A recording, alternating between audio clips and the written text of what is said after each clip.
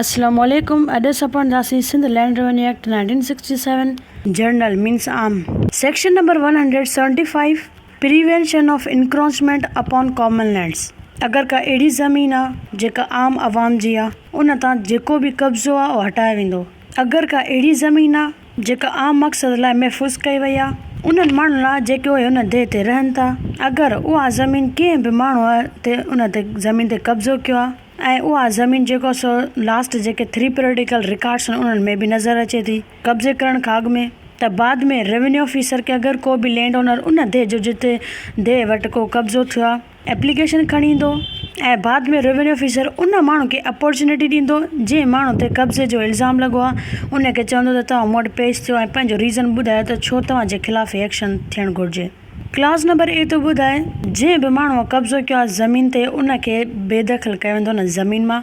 Class number B थो ॾिसे section number 26 जे मुताबिक़ हिकिड़ो ऑर्डर कढियो वेंदो त उन माण्हू खे जंहिं कब्ज़ो कयो आहे उनखे अगेन कब्ज़ो करण खां रोकियो वञे। हिते हिकिड़ी एक्सप्लेनेशन आहे जेको बि रिकॉर्ड ऑफ राइट हिन एक्ट में अचण खां पहिरां ठहियो आहे उनखे असां पैराडिकल रिकॉर्ड ई चवंदासीं। सब सेक्शन 2 थो ॾिसे त रेवेन्यू ऑफिसर जेके बि कार्रवाइयूं कंदो सब सेक्शन 1 जे मुताबिक़ त उन पर्सन खे बेदख़ल करे सघे थो पर उहे subject to decree order of court हुजनि। मतिलबु अगरि जेकॾहिं कॉम्पिटेंट कोर्ट आहे उन हेठि को बि अहिड़ो केस हले पियो त बाद में जेको सो कोर्ट जी जेका बि डिक्री ऑर्डर हूंदो उहो प्रिवेल रहंदो। Section number 176 papers keeped by village officer to be deemed public documents. अगरि ॻोठ जो जेको बि ऑफिसर आहे उन वटि का बि पन्नू डॉक्यूमेंट आहे उनखे असां पब्लिक डॉक्यूमेंट सम्झंदासीं, विलेज ऑफिसर जो पर्सनल डॉक्यूमेंट्स न हूंदा।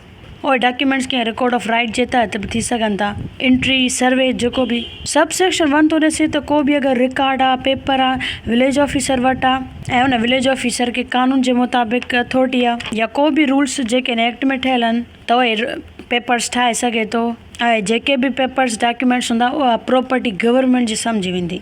सब सेक्शन 2 थो ॾिसे त जेको बि विलेज ऑफिसर वटि को बि डॉक्यूमेंट आहे को बि पेपर आहे उन जी कस्टडीअ में तहफ़ुज़ में आहे त उनखे एविडेंस एक्ट 1872 जे मुताबिक़ ईअं सम्झो वञो ॼण त हिकिड़े पब्लिक ऑफिसर वटि उहे जेके डॉक्यूमेंट आहिनि उहे तहफ़ुज़ में न ऐं उन्हनि डॉक्यूमेंट्स खे पब्लिक डॉक्यूमेंट सम्झो वेंदो, जंहिंजो मतिलबु आहे त को बि माण्हू चाहे त उन डॉक्यूमेंट में इंस्पेक्ट बि करे सघे थो, जांच पड़ताल बि उन डॉक्यूमेंट जी करे सघे थो। Section number 177 maps and land record open to inspection. को बि ज़मीन जो नक्शो आहे ज़मीन जो को बि रिकॉर्ड आहे उहो जांच पड़ताल लाइ ओपन हूंदो, को बि माण्हू चाहे त उनखे वठी बि सघे थो पेपर खे। हिते चवनि था त जेके बि रूल्स आहिनि वक़्त ब वक़्तु बोर्ड ऑफ रेवेन्यू ठाहिया आहिनि। बोर्ड ऑफ रेवेन्यू चवे थो त अगरि को बि पर्सन का बि कॉपी वठंदो कंहिं बि रिकॉर्ड ऑफ राइट जी या इवन ओरिजिनल रिकॉर्ड वठंदो त उन जे लाइ पहिरां फीस ॾींदो त अगरि अहिड़ी का शइ लिखियलु आहे त इहे अप्लाई थींदा।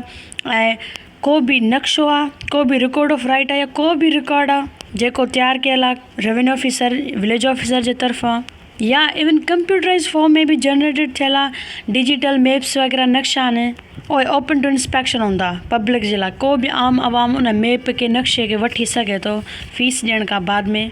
उहो ओरिजिनल नक्शो या उन जी कॉपी उन माण्हू खे ॾिनी वेंदी जेको अप्लाई थो करे, जेको एप्लीकेशन थो लिखे। Section number 178 restriction on revenue officers bidding at auctions और engaging in trade. Revenue officer जेके रेवेन्यू अमलदार हूंदा आहिनि उन्हनि ते पाबंदी आहे त उहे नीलामी वक़्तु का बि बिडिंग न हणंदा। मिसाल तौरु अगरि का नीलामी थी थिए कंहिं बि शइ जी, उहा शइ जेका रेवेन्यू ऑफिसर्स खे ॾिनी वई आहे कंहिं बि उन ज़मीन जी सेल जे लाइ जंहिंजा लैंड रेवेन्यू एरियर्स अनपेड हुया त उन्हनि में पार्टिसिपेट रेवेन्यू ऑफिसर न कंदो ऐं कंहिं बि वापार या ट्रेड में इंगेज न थींदो। सब सेक्शन 1 थो ॾिसे त रेवेन्यू ऑफिसर या कोड़ो पर्सन आहे जेको रेवेन्यू ऑफिसर एम्प्लॉय कयो आहे हायर कयो आहे त class number a revenue officer पाण या उन जो को बि एजेंट रेवेन्यू ऑफिसर जे नाले ते का बि ज़मीन या का बि प्रॉपर्टी मूवेबल इमूवेबल हुजे उहा न परचेस कंदो न ई उन ते बिड हणंदो त मां हेतिरे में वठां थो। इवन अगरि 2 पर्सन हुजे उन में हिकिड़ो पर्सन अगरि रेवेन्यू ऑफिसर एज़ अ मुलाज़िम शेयर थो थिए, मतिलबु अधु हिसो बि इवन रेवेन्यू ऑफिसर जो न हुजे, उन प्रॉपर्टी में जेका रेवेन्यू ऑफिसर या रेवेन्यू कोर्ट जे तरफ़ां ॾिनी वई आहे उन ज़िले में जंहिंमें रेवेन्यू ऑफिसर एम्प्लॉयड आहे मुलाज़िम आहे त तव्हां हिन ऑर्डर जे तहत हीअ ज़मीन खपायो कंहिं बि माण्हू जी। क्लास नंबर बी ऐं नई वारी हुकूमत अगरि को रूल ठाहियो उन जी ख़िलाफ़ वर्ज़ी कंदे को बि उन ज़िले में जंहिंमें रेवेन्यू ऑफिसर जी ड्यूटी आहे उहो कंहिं बि वापार में इंगेज थिए, को बि ट्रेड वग़ैरह न कंदो। सब सेक्शन 2 थो ॾसे त जेको बि सब सेक्शन 1 में लिखियलु आहे त न ई को रेवेन्यू ऑफिसर का शइ ख़रीद कंदो, न ई वापार कंदो। इन जो मतिलबु इहो न आहे त रेवेन्यू ऑफिसर कंहिं बि कंपनी एक्ट 1930 जे मुताबिक़ कंहिं बि कंपनी जो शेयर होल्डर नथो थी सघे। कंहिं बि कंपनी में शेयर होल्डर थी सघे थो, या को बि अहिड़ो कानून आहे जेको वक़्तु वक़्तु अचे थो इन्फोर्सेबल आहे कंहिं बि कंपनी या कॉर्पोरेटिव जे बारे में, त इहो पर्सन जो शेयर होल्डर थी सघे थो। चैप्टर नंबर 15 मिसलिनियस मतलब mix topics. Section number 179 effect of finality of orders. अगर हिन एक्ट में किथे भी लिखियल आहे त को भी ऑर्डर कंहिं बि revenue officer revenue court issue कयो आहे उहो फाइनल आहे त उन जो असर कहिड़ो रहंदो। हिते चवंदा अगरि कोड़ो हिन एक्ट में ॿुधायल आहे त को बि डिसीजन ऑर्डर फाइनल आहे, उन जो मतिलबु आहे त उन डिसीजन उन फ़ैसिले उन ऑर्डर जी का बि अपील न थींदी। पर हिन सेक्शन में इहो मतिलबु न आहे त बोर्ड ऑफ रेवेन्यू जेको सो कंहिं बि ऑर्डर या डिसीजन खे मॉडिफाई रिवाइज़ या मनसूख नथो करे सघे। सेक्शन नंबर 164 जे मुताबिक़, जंहिंजो मतिलबु आहे त बोर्ड ऑफ रेवेन्यू खे पावर आहे त को बि ऑर्डर या डिसीजन अगरि कंहिं बि रेवेन्यू ऑफिसर ॾिनो आहे उनखे चेंज बि करे सघे थो, मटाए बि सघे थो ऐं ख़तम बि करे सघे थो। Section number 118 restriction on appointment of lambardars. Headman जी अपॉइंटमेंट जे लिहाज़ सां पाबंदी। हिते चवंदा जेको बि हिन एक्ट में लिखियलु आहे उन जे बावजूदि बि हेडमैन खे अपॉइंट न कयो वेंदो, या जेके बि रूल्स ठहियल आहिनि अपॉइंटमेंट जे लिहाज़ सां उहे बि इन्फोर्सेबल न हूंदा। सूबे जे कंहिं बि हिसे में उहो लॉ जेको हिन एक्ट खां अचण खां अॻु में हो ऐं उन लॉ न ॿुधायो आहे त अपॉइंटमेंट ऐं रूल्स कीअं ठहंदा कंहिं लंबरदार जे बारे में। Section number 181 bar on legal proceedings against revenue officer. Revenue officer जे ख़िलाफ़ का बि कानूनी कार्रवाई न थींदी। को बि सूट मुक़दमो का बि कानूनी कार्रवाई रेवेन्यू ऑफिसर जे अगेंस्ट न कई वेंदी। अगरि हिन एक्ट जे मुताबिक़ कंहिं बि रेवेन्यू ऑफिसर को बि कमु कयो आहे, को बि ऑर्डर ॾिनो आहे, उहो गुड फैथ में ॾिनो आहे, मतिलबु बेड इंटेंशन या बुरी नियत सां न ॾिनो आहे। हिन एक्ट जे मुताबिक़ या को ॿियो बि वक़्तु वक़्तु कानून आहे उहो इन्फोर्स था। Section number 182 power to make rules. Board of revenue के अथॉरिटी आहे त रूल्स ठाहे सघे थी। बोर्ड ऑफ रेवेन्यू गवर्नमेंट जी मंज़ूरी खां बाद में ॿिया बि रूल्स ठाहे सघे थी, उहे रूल्स हिन एक्ट जे ख़िलाफ़ न हुजनि। रूल नंबर ए, अगरि जेकॾहिं लैंड रेवेन्यू जा के बि एरियर्स न उन पर्सन जो इंस्टॉलमेंट करे सघजनि त तव्हांजा जेके बि एरियर्स न या इवन जेको लैंड रेवेन्यू आहे उहो तव्हां क़िस्तनि में ॾिजो। त केतिरियूं क़िस्तूं हुजनि उहो सॼो रूल्स में लिखियलु हूंदो। ऐं हिन एक्ट जे मुताबिक़ कहिड़ी जाइ ते कहिड़े वक़्त ते अगरि को अहिड़ो समाज जेको लैंड रेवेन्यू जा एरियर्स न हुजनि, लैंड रेवेन्यू या किरायो न हुजे, उन खां अलावा का शइ आहे उहो कीअं ॾिनो वेंदो। नंबर बी, उहा तारीख़ बि रूल जे मुताबिक़ रेवेन्यू ऑफिसर फिक्स कंदो त अगरि हेडमैन ऐं कंहिं ॿिए पर्सन जो को बि फ़ाइदो आहे, मिसाल तौरु कंहिं शइ में को शेयर्स न हिसा अथनि, उन्हनि जा जेके बि फ़ाइदा उहे डिवाइड कीअं थींदा उन्हनि जे विच में।